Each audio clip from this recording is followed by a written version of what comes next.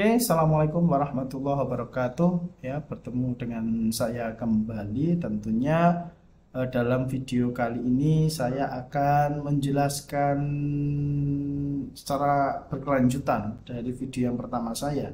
Di mana di video yang pertama saya sudah menjelaskan ya kan bahwa bangun pagi itu merupakan perwujudan dari salah satu langkah untuk mewujudkan mimpi kamu.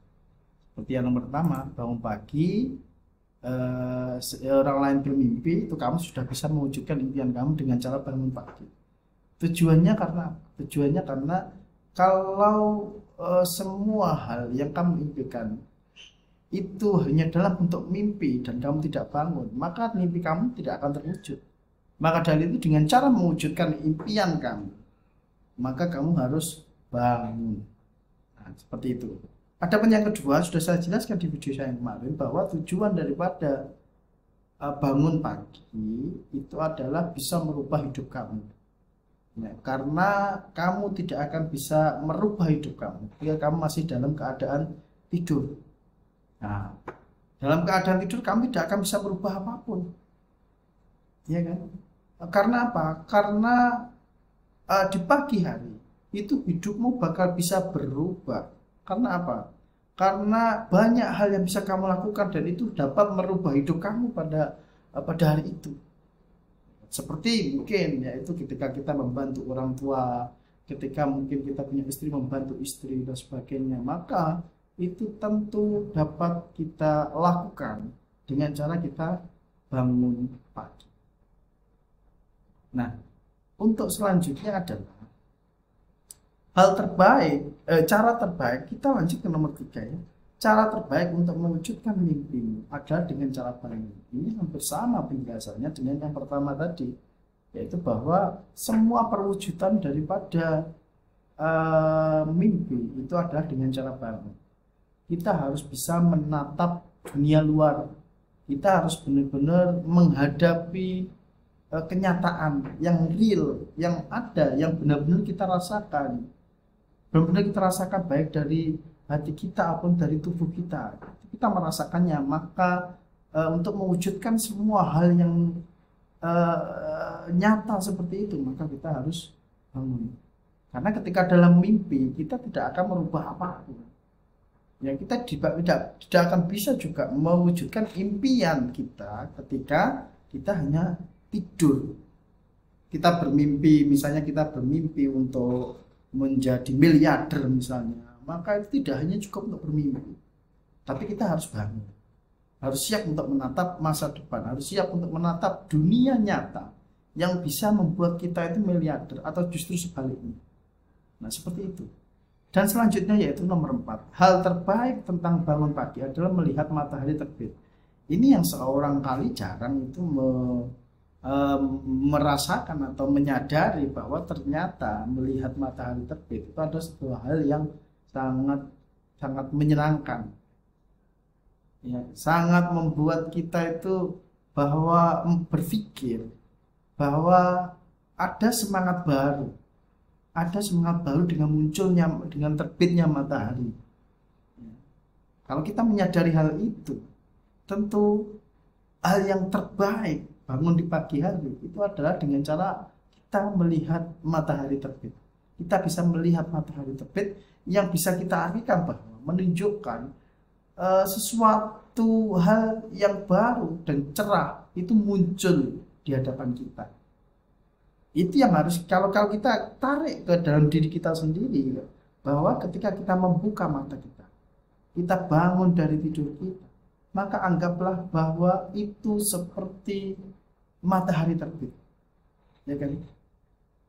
Akan bisa merubah dunia ini yang awalnya dunianya itu gelap di malam hari, maka dengan matahari terbit maka dunia ini menjadi terang. Begitu juga dengan kita. Kita ketika bangun tidur, maka anggaplah semua hal yang ada di depan kita itu akan kita rubah. Yang awalnya gelap menjadi terang, yang awalnya tidak bisa diselesaikan, dengan kita bangun maka itu bisa terselesaikan. Jadi semuanya itu akan bisa kita lakukan dengan cara kita benar-benar bangun. dan kita melihat matahari, dan kita juga menyadari dan juga berpikir bahwa matahari terbit untuk menyinari dunia ini, maka kita harus juga berpikir bahwa bangun kita di dunia ini adalah untuk menyinari kehidupan kita, sehingga kehidupan kita nantinya akan lebih cerah, ya, untuk mewujudkan masa depan kita yang lebih baik, untuk mewujudkan mimpi kita yang lebih baik, maka dibutuhkan kita bangun. Oke, untuk selanjutnya yaitu kehilangan 1 jam di pagi hari adalah baik untuk bangun sebelum fajar, karena kebiasaan itu seperti berkontribusi pada kesehatan, kekayaan, dan kebijaksanaan. Tentunya ini dimaknai tidak sekedar saja, ya, lebih dalam lagi, ya. Kita bangun sebelum fajar, artinya sebelum matahari terbit, ya kan. Kalau mungkin kita dalam Islam memang sebelum fajar itu adalah malam yang sangat mulia sekali, malam di mana kita bisa mendirikan sholat malam dan sebagainya, ya kan. Tetapi untuk di luar dari sudut pandang agama, maka juga baik juga ketika kita bangun sebelum fajar, ya, karena kebiasaan itu akan dapat menyehatkan tubuh kita. Saya itu punya teman dulu, dia itu bangun itu setiap bangun itu pasti jam 3 dan dia mandi pada saat itu. Nah, apakah mandi di dini hari itu akan membawa penyakit bagi kita? Tidak, itu akan menyehatkan badan kita. Jadi juga kekayaan dan kebijaksanaan. Dalam artian bahwa hal ini tentu tidak secara langsung kita dapatkan ketika kita bangun sebelum fajar. Tetapi hal ini dapat mempengaruhi, ya, jadi bangun fajar kita itu dapat mempengaruhi kekayaan dan kebijaksanaan kita. Karena apa? Karena sebelum fajar itu kita sudah punya rancangan, setidaknya kita sudah punya perencanaan, ya kan, perencanaan untuk mencapai kekayaan, untuk mencapai kebijaksanaan dan sebagainya. Bukan dimaknai sebagai sesuatu yang sebelum fajar itu kita bangun pasti kita kaya, pasti kita bijaksana, tidak. Tapi di sana sebelum fajar itu harus sebuah proses di mana kita untuk mencapai kekayaan maka kita butuh perencanaan yang matang. Bayangkan saja kalau kita bangun tidur itu jam 7, jam 8 atau jam 9, maka perencanaan di hari itu akan terlalu mendadak, ya kan? Perencanaan di satu hari tersebut itu juga akan mendadak. Ketika kita menginginkan sebuah kekayaan, anggap saja ini sebuah rezeki atau pekerjaan yang mungkin butuh perencanaan, maka kita harus merencanakan itu jauh-jauh hari. Ya, minimal adalah ketika kita bangun sebelum fajar itu kita punya stand, ya, punya selisih waktu yang bisa kita gunakan untuk memikirkan dan juga untuk merencanakan agar di hari tersebut apa yang akan kita lakukan itu mendapatkan hal yang baik dan juga memberikan hal positif, baik itu dalam hal kekayaan maupun kebijaksanaan, ataupun kebaikan yang akan kita susun dari pagi, akan kita rancang dari pagi, itu akan benar-benar kita aplikasikan di jam-jam berikutnya.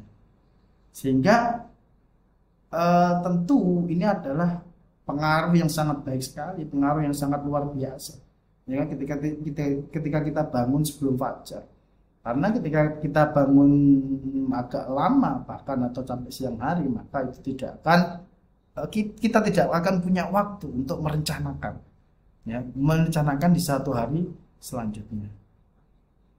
Oke, mungkin satu lagi, ya.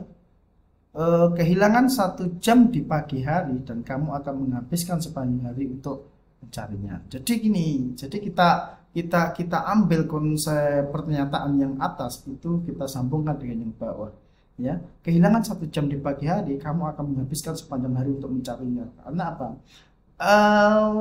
Dalam hal ini, dalam kata-kata bijak ini itu menunjukkan bahwa jam-jam yang kamu lalui, detik demi detik, menit demi menit, jam per jam yang kamu lalui itu benar-benar harus dimanfaatkan dengan baik. Jangan sampai ada hal yang sia-sia.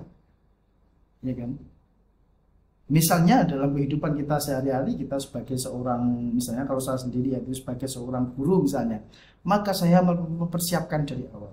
Kita bangun sebelum subuh, kita atur bahwa kita itu bangun sebelum subuh ya. Kita atur sebelum subuh. Sebelum subuh kita mempersiapkan untuk sembahyang. Ya, setelah itu kita merencanakan apa yang kita lakukan hari ini, baik dari mengajar saya hari ini apa metode apa yang harus saya pakai untuk mengajar, dan setelah itu nanti pulang jam berapa, kita siapkan jam berapa itu harus istirahat untuk menenangkan waktu kita, dan juga setelah itu untuk kita rencanakan untuk mendampingi anak-anak belajar dan sebagainya. Maka kita harus rencanakan itu dari sebelum fajar, ya kan? Nah, itu tentu waktu ketika kita kehilangan 1 jam, maka rencana yang sudah kita bangun dari awal itu akan juga sulit mencarinya lagi. Kita akan kehilangan momen untuk membangun itu. Misalnya ketika kita mau mengajar jam 7, ternyata ada hal yang lain yang mengganggu kita, misalnya anak belum siap-siap sekolah dan sebagainya. Itu tentu kehilangan beberapa menit untuk mengajar itu sangat mempengaruhi sekali, ya kan? Dalam konteks pendidikan ya, dalam konteks pembelajaran itu kehilangan 15 menit itu banyak sekali yang hilang. Bahkan dalam video ini pun ya, ketika saya mengajar atau memberikan penjelasan itu butuh 10 menit. Bayangkan ini masih 10 menit. 10 menit saja itu sangat berharga sekali. Ya kan? Apalagi ini kita kehilangan berjam-jam. Nah, maka dari itu kita benar-benar harus menggunakannya dengan baik dari bangun pagi sampai sekarang.